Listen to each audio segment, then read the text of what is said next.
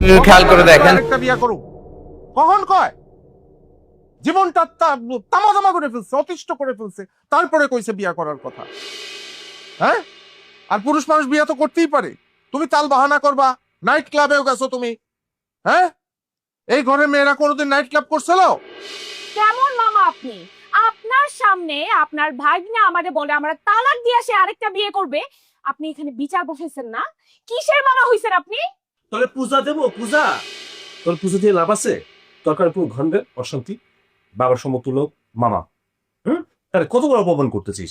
মায়ের মনে কষ্ট, মায়ের দিয়ে কাজ করাস, তোদের কি করবো? আর তুই তো একটা ইবলিশ শয়তান।